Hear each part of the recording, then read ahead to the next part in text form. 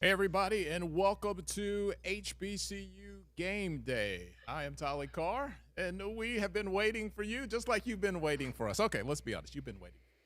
We had to get Vaughn Wilson in here, and we had to get him right. He was working on his audio. We could hear him, he could not hear us, but let's get right to it. Let me bring up the crew right here. I'm in the middle here. Hey, once again, Stephen J. Gaither is over there. There's Steve. And there's Vaughn. Vaughn, we could not literally could not start without you. And anybody who's used Zoom for a living understands.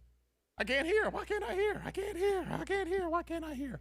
But Vaughn is here. All right, let's get serious now, guys. The news of the day. There has been a lot of change, and it came very quickly. A new interim president taking over at FAMU, and I don't know if it was his very first official act, his very first duty, but demanding the resignation by the end of the day for several key staff members. Vaughn, that's a 50,000-foot overview. Give us the specifics and what you know as we sit here on a Tuesday afternoon.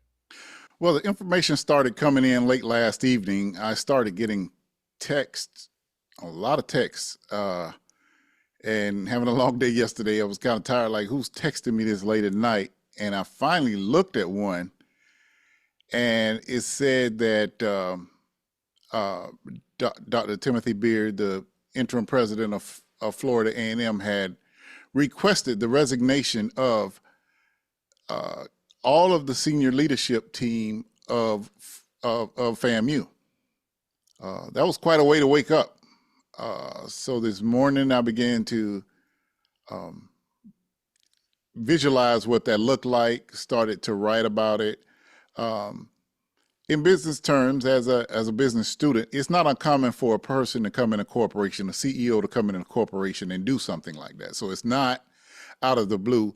It's just always a shock, and especially happening to an HBCU.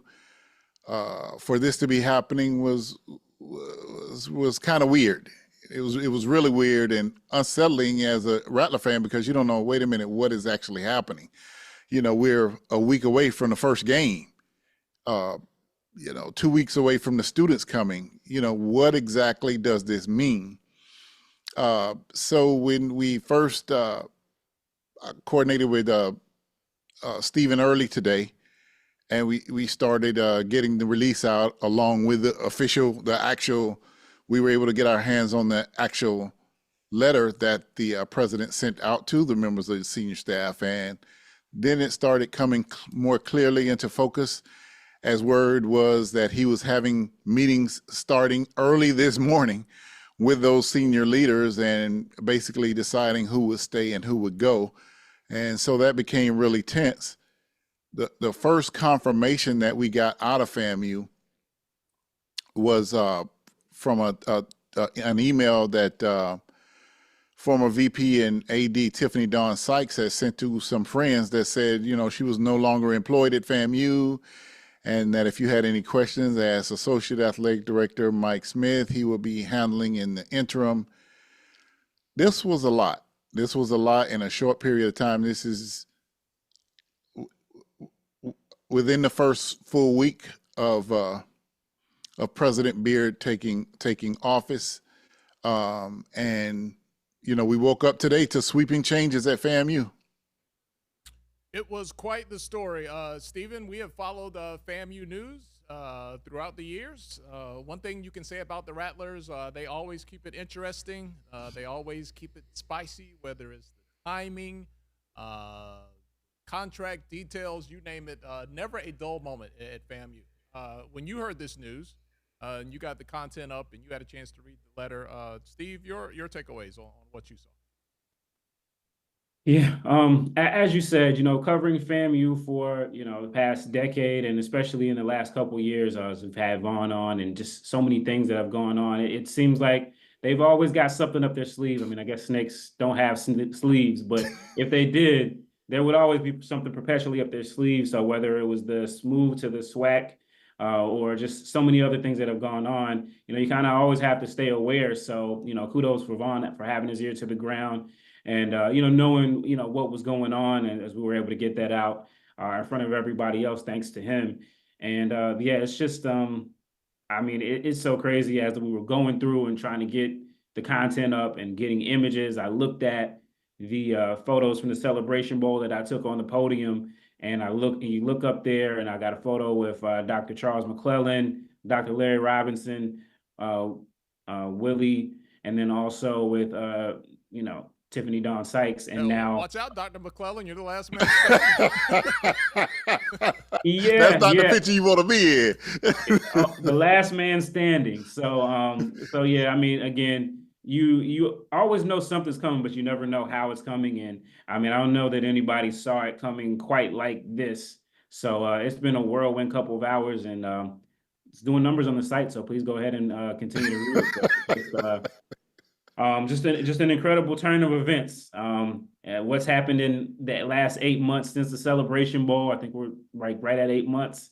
So who knows what's going to happen in the next 4? We still got 4 months of a year left. So. I mean, Vaughn, I don't think anyone would, as much as we say, hey, things are always crazy the way they happen at FAMU. I don't think anyone would have looked at that picture and said, president, football coach, and AD will be gone before the next football season starts, as they were all holding up that Celebration Bowl. I've come to understand that the closer it gets to football season at FAMU, hold your breath.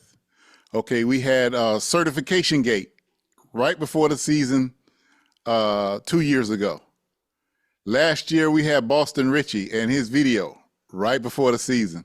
So this was on par, and it was on time for the FAMU drama before football season. On a serious note, you know, being around HBCUs for a long time, at no point, I guess we're laughing to kind of reduce the stress.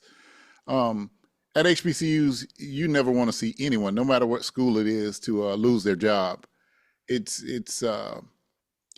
never good, and anybody that revels in that, you know, I think there's something wrong with them if you understand the plight of HBCUs. We do have a concern about this situation in relation to a track record of our governor and a situation where he basically took over a college in South Florida near Naples and remade that college into what he wanted it to be. That college was one of the woke colleges, and so it is no longer. It's a far cry from what that college was. So in my mind, that was DeSantis here, just to make sure yes. everybody's on the same page here. Yes, and the way they remade that school, putting a new president in and new everything in, and literally remade that school into the image they wanted it to be. That was the first red flag that went up for me. Like, is this the beginning of something like that happening to FAMU? As the day went on, and Stephen and I were communicating, and it was just like, what the heck is, you know, where do we land with this? Because this is, for FAMU, especially in recent history, this is unprecedented. We've had changes, we've had issues, but for the entire senior leadership team to be brought in, my first thought was, well, the students are coming in a week, you know, and their parents are going to be coming in, and on the way in, they're going to be hearing that FAMU has no senior leadership team. Some parents may choose not to come, you know. Portal's always open, even when they say it's closed. Yeah, and then, you know, parents who don't know in advance, when they get here and start hearing those things, you know, they've got decisions to make, and they're going to want to talk to somebody about some stability. So those things started to shake in. Since I've been today trying to get some confirmation of basically who's in and who's out, because basically what Dr. Beard did was, like I said, a business strategy. It's a corporate business strategy. When a new person comes in and does a takeover or that sort of thing, they get rid of everybody, bring them in their evaluation, and then they'll keep certain people. You just don't expect it at HBCUs, but it happened. We do understand that some of those individuals have been reassured that their position is still there.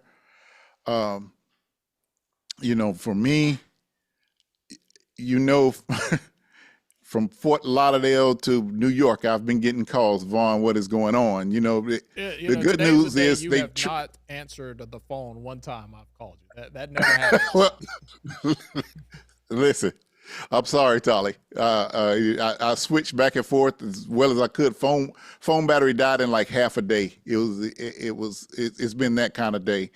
Um, the good side that one individual said, "Hey, we know we can get it straight from HBCU Game Day." So that did kind of sugarcoat it just a little bit, but trying to report and to contain your emotions in a situation where you're connected to a school, you're connected to people. I literally just saw Tiffany Friday. We were at the opening of the golf team's putting green, and we shared a few jokes, this, that, and the other, and just full of energy and excited to, the golf space was actually a staff locker room, break room. And when she came there, she gave that up to the golf team so that they would have a space. And so some donors transformed that into an indoor putting green. So we were celebrating that Friday and celebrating, an unveiling of a plaque for two of our biggest donors. So we spent quite a bit of time together on Friday. And to have this news on Tuesday was quite a shock. Yeah, I mean it's coming down to like almost like a Black Tuesday, if you will. Well, let's call it a White Tuesday. We don't always have to say Black Tuesday. Steve, what are you seeing? People's reaction on social? It's been a big talking point. What are people saying? What's kind of the vibe out there? Yeah, well, a lot of people feel like, according to the comments, that a lot of people are shocked. Obviously, again, this is something that I don't think a lot of us have ever seen in the higher education field, for sure, especially with the school as high profile as Florida A&M. Maybe a small private school, maybe the type of thing happens a little bit more regularly. So people are shocked by that.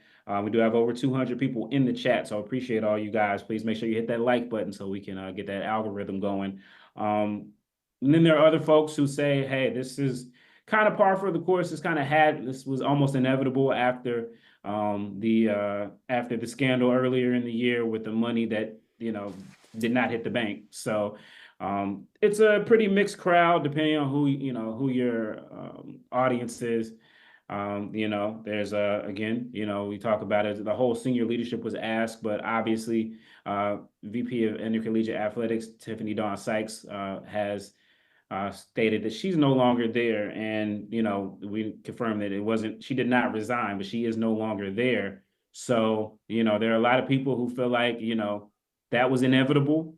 Some people thought it was necessary, and other people are pretty angry about it. So it's definitely a mixed bag that kind of goes across it, and it goes beyond just in Tallahassee and beyond Florida, being the brand that FAMU is. So yeah, keep those coming in and keep getting those likes up too. And Vaughn, it seems to me that I can't factually prove this. We're just kind of talking here, but it seems like this would be marching orders, as you kind of alluded to, from a place like the governor's office, because an interim president is interim. There's no guarantee he's going to be there, and to have that type of autonomy to just come in and say, you, I need your letters. Like that's a lot of clout for an interim role.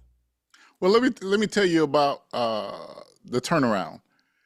This past weekend was a big booster weekend. So on Saturday, there was a booster golf tournament in the morning, and then the big booster kickoff with the football team, volleyball team, cheerleaders, band, and everybody in the Lawson Center, as well as Fan Day, where they passed out posters and all the team signs and the poster. Saturday was a very festive day, as well as Friday. Dr. Beard was in the middle of all of that. He was at the golf tournament, playing the golf team, and my perception of him is, wow, this is really a likable guy. He's personable. He loves sports, which as a president that loves sports, I was like, wow, that's Vaughn, what we he was need, a practicing president who. he was practicing that swing for today. Yeah, man, let me tell you, he was hitting them straight Saturday, but today he hit the cut shot. It was so that's another reason why I was really surprised about it. He melded in with the Rattler Nation over the weekend, but then he was brought here to do a job, and that's what he felt like was the best path to get his job done. When you have an issue like the fallout from the failed donation, there are a lot of parameters that we as FAMUans try to go and get past, but there are other people who feel that the piper has to be paid for that. And I think some of this is things that Dr. Robinson didn't do. He removed himself from the situation, but he did not remove all the people that were involved with that donation. And I think this is kind of a response to that. If you look at the letter, Dr. Beard said, after consulting with the Board of Trustees, so he wasn't acting by himself. He apparently had informed the board what his intentions were, and judging from the language of the letter, they had to give some approval to it. Yeah, the power that lies within the board, it's not always the most, sexy conversation to have, especially on, athletic platforms. Everybody wants to talk about football and homecoming. We get that. Although the FAMU Board of Trustees meeting have become a regular news item over the last year and even before that. But Vaughn, when those things connect, you can really get some results done that might be for the good, might be for the bad, depending on your viewpoint. But when those directives are clear and uninterrupted through a board of trustees, through the president's office, and even if that's just kind of his job, I guess what I'm getting to is change can take place very swiftly. Yes, absolutely. And if you look at a situation like the way Dr. Beard came in, there was no time between Dr. Robinson announcing his resignation and it being announced that Beard was coming in to become the interim president. Apparently, it was thought about before. Who knows if either Dr. Robinson gave the indication that he was going to resign, or there was a threat of some other action. But Beard was on deck. He was on deck the whole time, and he came in swiftly, and he began to move swiftly. As far as the reaction, just like Stephen said, it's very split. There are some FAMUans say clean house. We've had issues for years. We need to start over. Then there are those that say, wait a minute, there's a core that you need with institutional knowledge that you need to continue to stabilize the university. And all points in between those two extremes have been expressed in people's reactions on social media. And Steve, clearing house, it's not like this is an unprecedented move. We've seen this before. It doesn't always. Again, I don't know what this situation will turn out to be. I don't know if there's a directive coming down from the governor's office. I can't say that. We can certainly talk about it and talk about possibilities. But we have seen scenarios where this, new guy comes in, new people, and life goes on. Yeah, we have. I just it's just very interesting. The timeline of everything. I believe the gift. If that was the kicker, that was that back in May, and it's been a couple months since then. And you had Dr. Robinson resigning. Did he know that something like this was going to have to happen? If not him, maybe then everybody else. I don't know that. Maybe Vaughn knows. But I look at even a week ago, we're talking about FAMU and again, sports being kind of the front porch for the university. Last week we had Patrick Crary, the basketball coach, finally got his contract. It was supposed to be for 3 years back in April when he was signed, and it ended up only being for 1 year. And everybody's kind of scratching our head. I know Vaughn wrote about it. I wrote about it as to how you can give a basketball coach at any level, but let alone the Division I, a chance to turn things around in 1 year when you got a program that's been losing for the better part of 2 decades. And then the person that I don't hired know. you is no longer there. Yeah, and the person that hired you is no longer there. So did they know that was coming down the pipe? It would be interesting to know. I know that we've got VP Sykes that is no longer there, and I have been told that it was not a resignation. She's no longer there. So you read between the lines there. It'll be interesting to see what other folks are going to be gone as well. I would guess it would probably be some folks who are more directly in line with the signing of the check, because I don't believe that AD Sykes was on the line with the signing of the check as well. So it's going to be a very interesting couple of days in Tallahassee to see kind of how the smoke clears and when the grass is cut, who remains and who's gone. Vaughn, let's talk about some things that a lot of people, kind of wonder about, and the inner workings of college athletics, academics, how they all tie in, administration. Having to search for an AD or naming an interim who just comes in literally as football season is starting. What type of potential impact can this have for a football team, or are they so removed from that process at this point in the game that you don't think it would be an impact, or you think it potentially could be? The last thing FAMU has to worry about is the interim athletic director. He's been there 3 times before. Michael Smith, former FAMU football player, used to be called Mr. Excitement, great kick returner in the early 80s. Mike has been with the university for over 30 years. He's a solid guy. He's liked and respected across campus. Every time he served as interim, he's gotten a lot of things done. So I would think that he's already here, already in place. He knows what's been done, being VP Sykes' right hand. So that's the last thing we need to worry about at the university. And the last thing a lot of people are concerned about is the athletic department. I think all of us are more concerned with the academic side. I mean, we're talking about school students coming back on the 26th. At any university, those first couple of weeks are critical in making decisions, for the simple fact that once you close out your enrollment, then you know what your budget is. You never know exactly what that budget is until that final enrollment and how many classes are being taken. And then you begin planning during the school year. There's some pre-planning, but it's all based on projections. But now you have the actual numbers, and the planning for the budgeting, for distributing money to execute everything the university needs to be done happens immediately after that.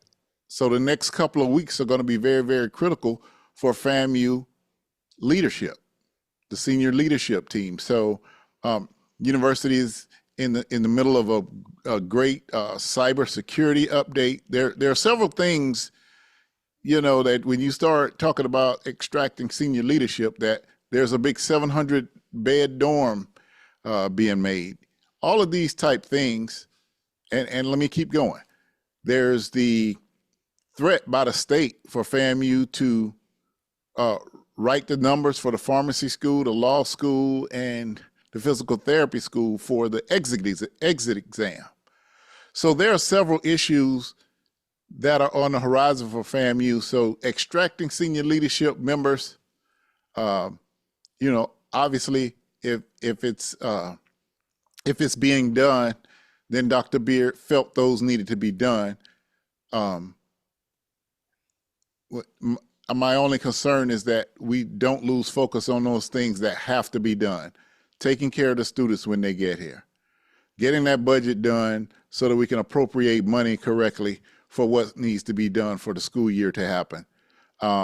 Making sure that there's no snafu in that massive 700 bed dorm that's being built on campus. Making sure that the Bragg Stadium light repair continues to be done, because that had just started from the tornado. Those materials are not just sitting on the shelf. A light pole has to be made and travel from wherever it is. So they were even looking into a temporary system because the wait time was so long, a temporary system to replace that poll for this year. So there are serious things that need to be handled right now, and senior leadership are going to be critical in those. So it will, over the next few days or so, we'll figure out who remains, who's left standing, and what Dr. Beard plans to move the university forward. Now, curiously, Dr. Beard is the special guest at the 220 Quarterback Club luncheon tomorrow. Oh. And I cannot imagine what that's going to be like, but hey, we're here for it.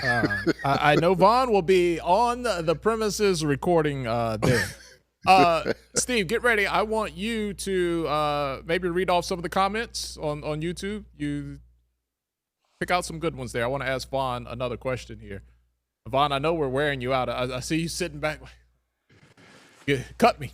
He's in the corner. Cut me. No, I'm good. Compliance. That popped up right before that Carolina game last year at the very last second. Is that something or another one of those things that you don't talk about, that you're not aware of as a casual fan until it happens? Or are there some of those gaps that could potentially pop up when you have massive change here right before the season? No, on HBCU Gameday and every article in every news outlet that I write for, I blasted Dr. Robinson personally for the debacle that happened with compliance. I said, listen, this has happened over and over. It's time for the university president to draw a line in the sand and make sure it doesn't happen anymore. We continue to rely on athletic directors to get that done, when athletic directors don't have the resources. Athletic directors don't have the PhDs in education or the EDDs. And the next time I saw him, he say, I hear you. Well, what they did was went and hired about 12 people, where previously when we had the issue with the North Carolina game, there was one person doing all of that. So they broke it up. Half of those people work in compliance. Half of those people work in academic advising. They work together under the jurisdiction of the provost and the university. So those positions were hired at no expense to the athletic department, and it's managed by the university. Fast forward, when you hire Tiffany in, then further enhancements, because her area of specialty was absolutely compliance. And she came in and did some things that we had never had done before at FAMU.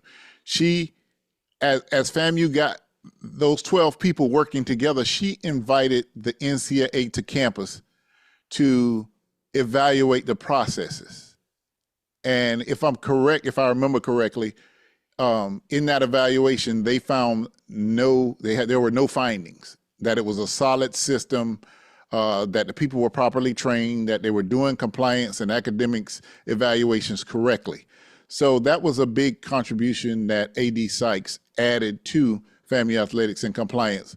But absent of her, the basics of the academics and compliance department has developed as a university initiative, and there are no concerns there.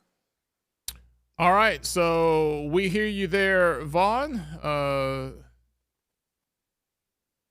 There we are. I'm doing multiple jobs here today.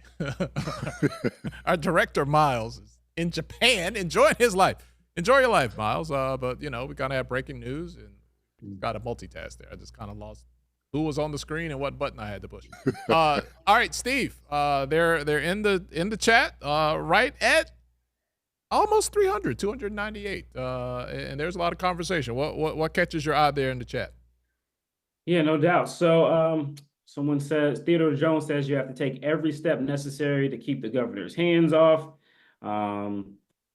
Let's see. Montre Bennett says new blood is needed. Shock 3573 says there's a leak in this old building and my soul has got to move. Okay. So Keep It Fam says go after Keisha Campbell and see if she'll be interested in the promotion. Keisha Campbell is the former interim AD at South Carolina State. She is now at Morgan State University. Someone also says Keisha wouldn't touch FAMU with a 10-foot pole. She and Tiffany are good friends, and I'm sure she'd give her the skinny on the good and the bad of the job. Brandon Sykes says not after how they treated AD Sykes. So, someone said we see it also in recommendation for Ed Reed to come in. So, as you can see, the comments are a Okay, little bit okay, okay. everywhere. The Ed Reed monster has poked out. Ed Reed's So gonna yeah, be the AD. Okay, it's a little bit of everywhere it's as 5 o'clock somewhere. All we right. got 288 in the chat and getting those likes up. Well, Steve, I turned it over to you to start reading at 297, and it went down to 288. All right, maybe that wasn't the greatest thing to do there. Vaughn, what are we going to do with basketball? Man, you got a coach that comes in, takes forever to get the contract right, and then it's a 1-year contract, and now the woman that hired him is gone. I would not envy being on that seat right there. I saw Coach Crary Friday. We had a candid conversation. He did a lot of listening, but I expressed to him what I expressed in my article, that I don't think it's smart to give a coach like Coach Crary a 1-year deal. That's like it's almost like a resume builder this season will be. He comes from lower resource institutions. And you know what it's like? You know what it's like? It's like that scene in Friday where Smokey's mama said, "Make it enough." Right. You gave me $1. Make it enough. He as soon as Crary was announced, I got a call from former Hampton sports information director. Was like, listen, that man can coach. We beat him by 2 points. We beat his team by 2 points at Hampton one time. And so coming from that small school, and we know that Hampton was the pride of the MEAC in the years they were talking about, is when Hampton was dominating the MEAC in basketball, the year that he just lost to them by 2 points at the Pirates venue. So everybody's like, no, that dude can coach. He can coach. And I heard that over and over again. And as I looked at his resume, it looks eerily similar to the last time 20 years ago to when FAMU was successful. And that was FAMU's coach, Mike Gillespie, who came from Tallahassee Community College, another lower resource institution, you would say, and was able to transfer that to FAMU's last successful conference championships and NCAA appearances. And so I really felt that Crary, and I really feel that he's the right guy to make the adjustments that FAMU needs to. He's motivated to do it. The problem is if he does it in the manner that we're expecting him to, I don't expect him to be at FAMU next year because they've shown no dedication to him. I'm sure mid-season, if that team is winning anywhere better than they were last year, there are going to be other teams interested in bringing him in. And judging from our strength and conditioning coach's appearance at the 220 Quarterback Club a couple weeks ago, he's brought in some beasts. Yeah, and look, anytime a coach is in the last year of his contract and you have not renewed, extended that contract, that is an open invitation that he or she is available. And so when you're starting, that's the starting point. Hey, this guy's available. Right. From day one, yeah, he's our guy, but he's available. That's how people will look at it. And Steve, this is going to be a big year in basketball for the SWAC. They're moving the basketball tournament to Atlanta. It's going to create the potential. Cannot guarantee, but with a city that has such a rich alumni base across the board, especially in the SWAC, this could be a year that basketball, amps it up a level. Yeah, it's definitely not the time that you want to be sitting at the bottom of the conference. And again, FAMU, they've had a long, since Coach Gillespie, I believe was his name, back in the mid-2000s, they haven't had a winning season. Even, schools like, Maryland Eastern Shore and some of the other lower resource HBCUs have had winning seasons since then. So, they're kind of sitting on the floor right now. And, I feel like watching the process of this the last couple of months, it didn't seem like the folks at the Board of Trustees were particularly too worried about it, to be honest with you, when they started talking about giving him the 1-year deal. But again, I think this may work out for the best for him because, he's one of the folks who came in under AD Sykes, and, he'll have a chance to, do what he can, show what he can do. And as Vaughn said, there'll probably be no shortage of suitors that will be looking for him. I know he was highly sought after, even as an NAIA coach. I think for me, and I know Vaughn talked about it, you got AD Smith there, interim AD Smith there, who's been there as an interim before. I just look at, where does FAMU go from here athletically?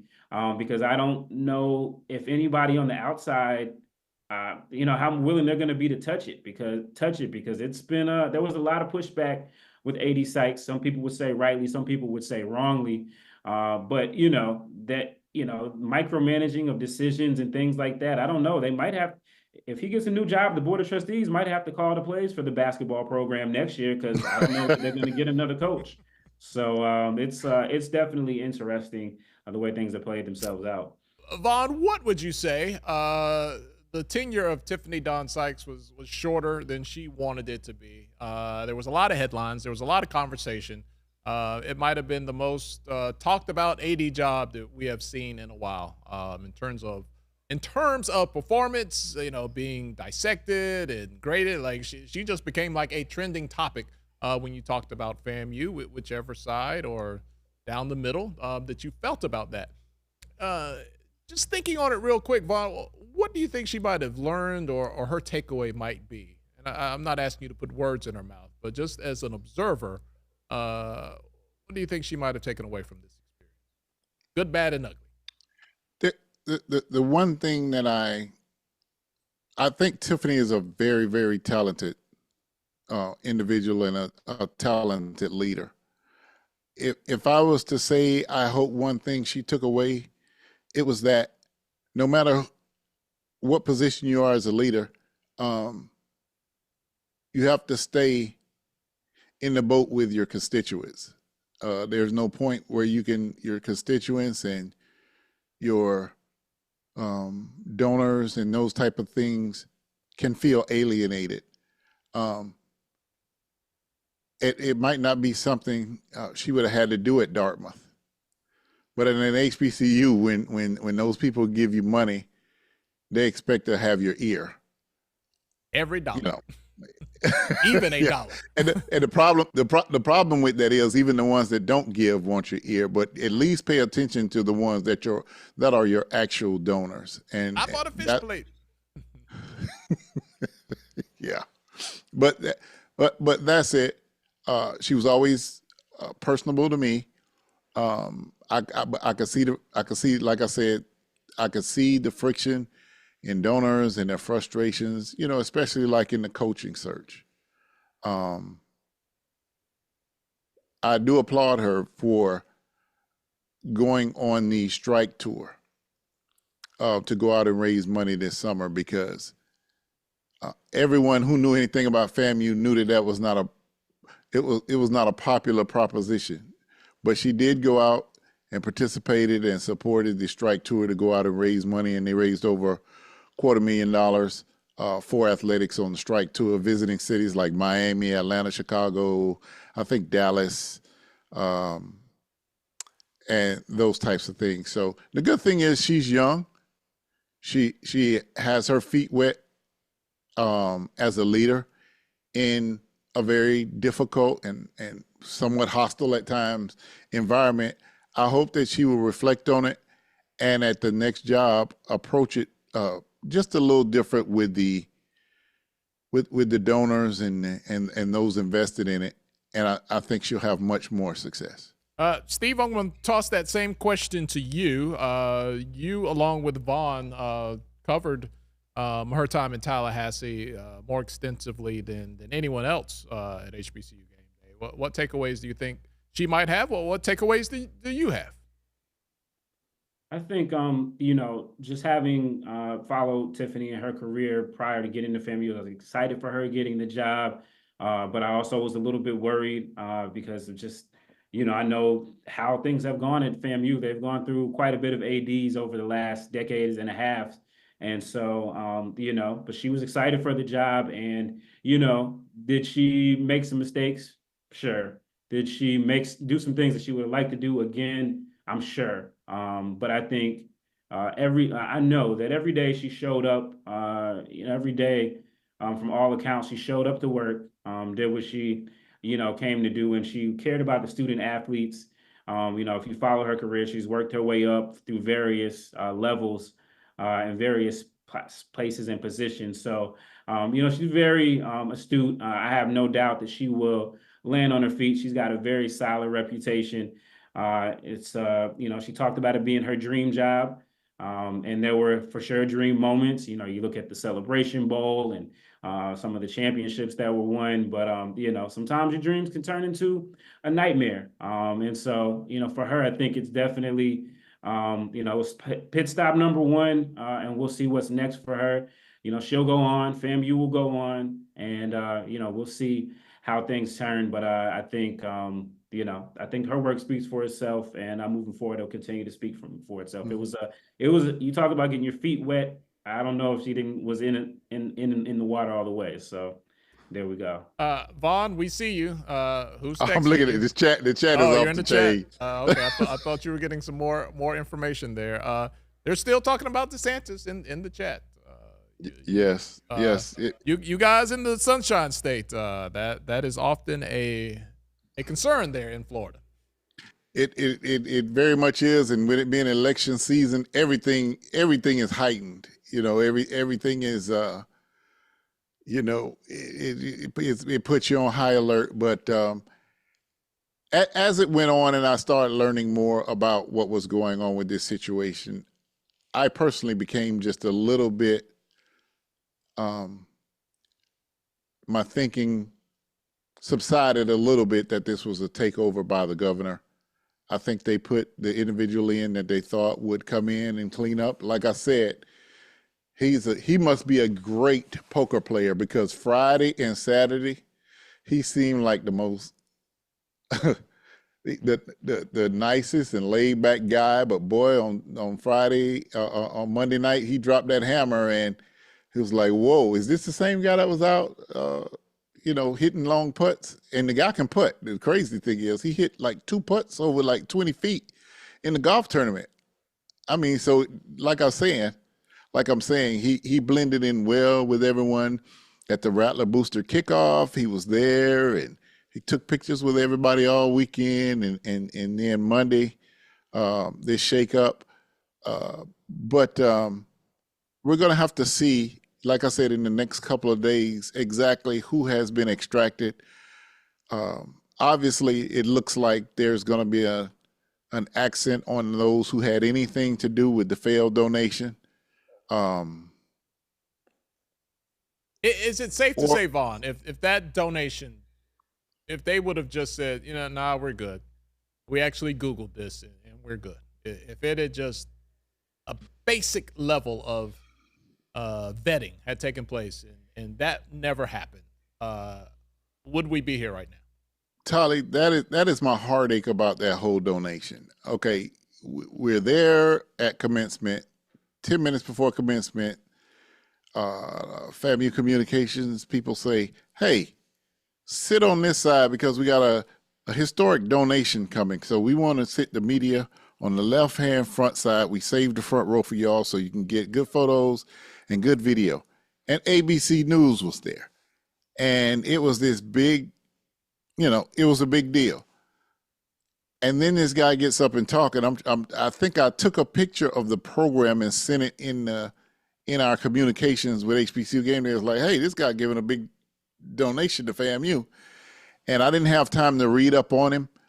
But as soon as he started giving his commencement address, and I was like, yeah, that's a good 4th grade level reading. I mean, there were no big words in it. And there the were audio and the video didn't match for you. And so then after commencement, we went up to the meeting. They invited the media to a conference room, which put me 10 feet away from this guy. And you got the president and staff and trustee chair there, and we're talking about what they had decided to do with the money, and the field house was in that. but my eyes couldn't go off of Jeremy. Because the whole time in my mind, I kept saying, this guy is looking around like, I can't believe I'm here. You know, everything to me just felt weird. So the press conference was about for the 15 minutes after commencement. By the time I got in my car, people had Googled this guy and was like, hey, this is the guy that faked out Coastal Carolina. And, you know, other issues start coming up, and I'm sitting there going, no, none of that could be true, because I know, you know, FAMU people, they wouldn't go for that, you know. I mean, a true banana in the tailpipe. And with all of that effort, and, you know, to later find out that FAMU actually paid for him to be there, paid for security, because I saw security everywhere, and all of these things. When it finally shook out that it was not true, it was embarrassing. It was absolutely embarrassing. And so when I see, I mean, Vaughn, it was like responding to the Nigerian prince and thinking from your AOL account and thinking, I got it made, baby. This Nigerian prince. Send me 3,000 so I can send you. I gotta wire him 3, and he's gonna send me 100 next week.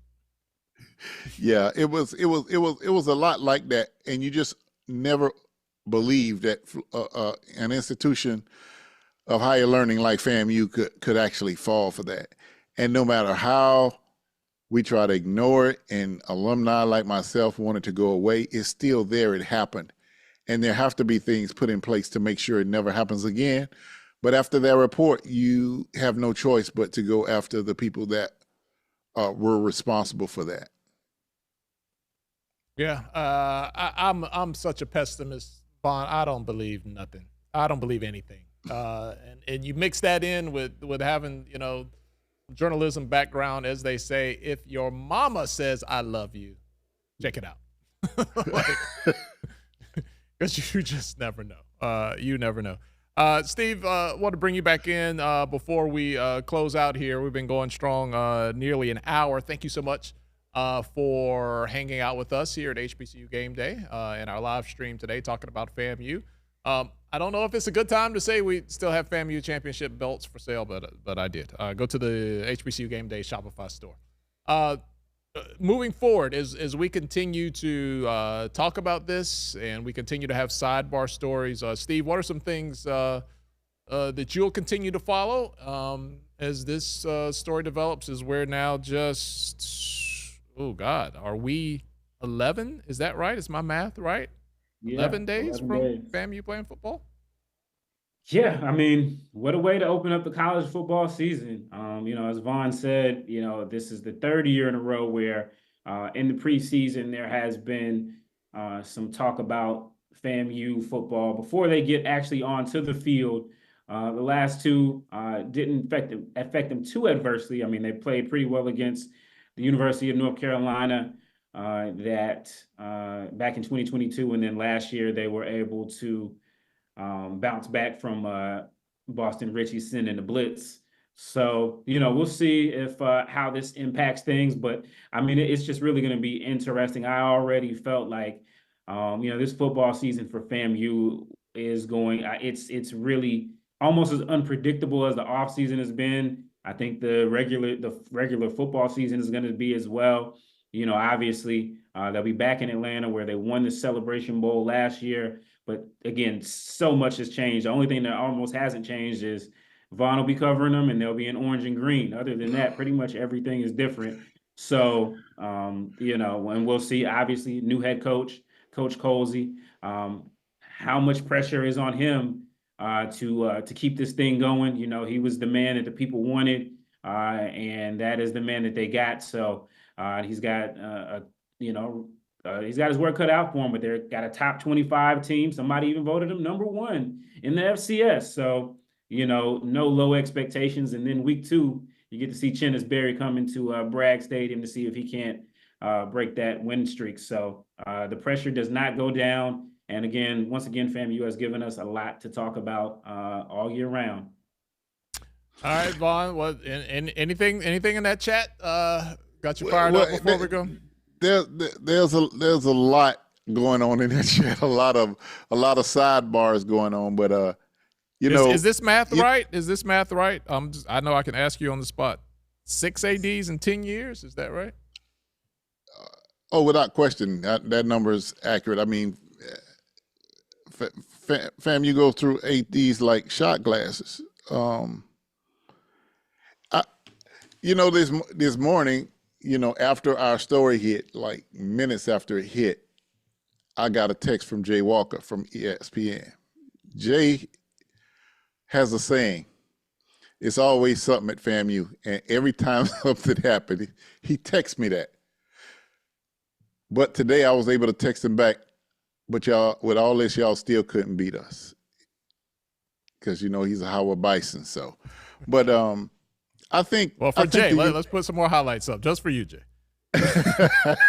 Yeah, let Jay see that. But, I know people like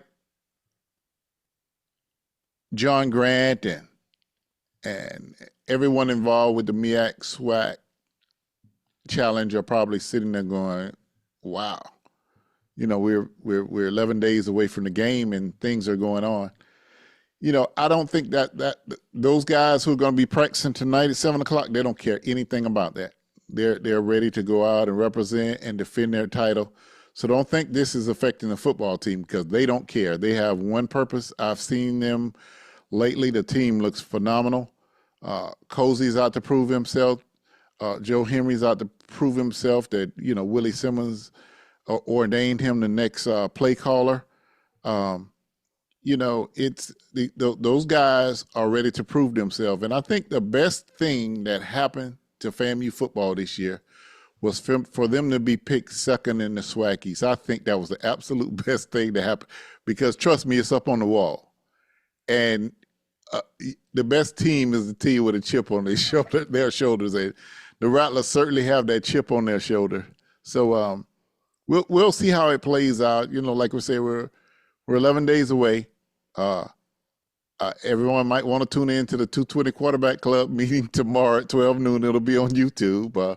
I think that'll be interesting with the interim president there to see what he has to say. I guess, we can do a lot of speculation, but hearing it from the horse's mouth tomorrow with as much as he can explain. And I've been hearing that. Do we need to go live again tomorrow, or are we going to need a recap of what he had to say? We might have to, but I'm hearing and getting more communications of some of the people who have been replaced and some of the people who are still in place. So obviously I have to verify all of that before I can, publicly make a comment about it. But keep your eyes on HBCUGameday.com. We'll update this story, this breaking news, this FAMU's annual drama leading into the season. It was not. It was the compliance of 22, the Boston Richie of 23, and the slasher of 24. Yeah, that's what FAMU. I don't know. Quarterly, weekly. Okay, I'll let you get away with annual, Vaughn. I won't, as my grandfather used to say, don't pour water on a drowning man. I'll let you get away with. But the first person I'm gonna call when I get off is gonna be Willie Simmons. I'm gonna say, look here, man, you are like the guy that was at the front of the Titanic and you saw that iceberg coming and you ain't tell nobody. You just jumped off in the safety boat, gone. Before all of the rigmarole happened afterwards. And what was it? Happy New Year from Durham, North Carolina. 2023 was nice. 2024, I ain't sticking around. I am not sticking around. Steve, I'll let you have a parting shot here before we get out. Yeah, no, it's as you say, definitely FAMU always keeps it interesting. As you said, that they changing the athletic directors is nothing new for them. You wonder what kind of consistency, how great things could go if they get that consistency. And we also wonder if we'll ever know, again, for Tiffany Don Sykes. I'm sure, again, she learned a lot experienced a lot, and and her I'm sure we've not seen the last of her. And her tenure is definitely going to be remembered and talked about for a long time. And I just hope that the next person that comes in there, that things will be a little bit smoother for them. But they got the currents of history going against them, so we'll see. All right, last comment we're going to acknowledge. I think this is the best comment in the chat. It comes from the American Brother. He says, "We don't deserve Vaughn." They love you, Vaughn. Vaughn, they love you. They say we don't even deserve Vaughn Wilson. Oh no, I'm just me, just reporting on the school that I love. Fortunately, I know some people up there, and that's why y'all hired me. As I say, I'm just here so I don't get fined. But yeah, looking forward to kicking the season off. I just literally cannot wait to get the season kicked off. I can't wait to see what FAMU's gonna do. I can't wait to see what South Carolina State's gonna do. I can't wait to see what Albany State's gonna do. I can't wait to see what it's just, I'm really excited about football season this year. I'm really, really excited. And so we're gonna try to turn our attention to this. This will subside. It looks like only, like I said, I'm going to have to confirm things before I don't report things. I'm old school. I'm the old guy of the whole HBCU game day. I'm the old guy, so I have to. I'm right behind you. Firm and confirm and reconfirm before I report something. But we will update our story with who remains at FAMU and who has departed. I want to put a whole bunch of Rattlers. There was one person that everybody called me about. Everybody called and texted about one person. Carmen Cummings is fine. Carmen Cummings is she's the ambassador of FAMU and has been for the alumni and that sort of thing. We understand she's been retained. She's an alumni favorite. I mean, she's really like that person that Rattlers young and old can relate to. So I just wanted to put it out there that she will continue to develop alumni affairs and that sort of thing. She's a big part of FAMU. All right, we will leave it right there. Vaughn will be at the 220 Quarterback Club meeting tomorrow. FAMU's interim president will be there, and I would imagine there will be some fair questions and hopefully a fair conversation. Oh, Vaughn, get your laughs out now. Don't go. I'm sorry. Don't go to you know the Rattlers as well as I do. You. All right, it'll be interesting. We'll have photo documentation, video documentation of everything that happens. So make sure you follow us on all social media here on YouTube and of course at HBCUGameday.com. Subscribe to our newsletter. We had to send a hot one out this afternoon because this was absolutely breaking news. So we try to reach you wherever you are. All right, we're going to get out of here, fellas. You guys hold tight. Don't breathe too big of a sigh of relief. Don't say anything thinking we're clear, Vaughn, Steven. But we are out of here. Thank you guys so much for hanging with us here at HBCU Game Day, and we will talk to you soon.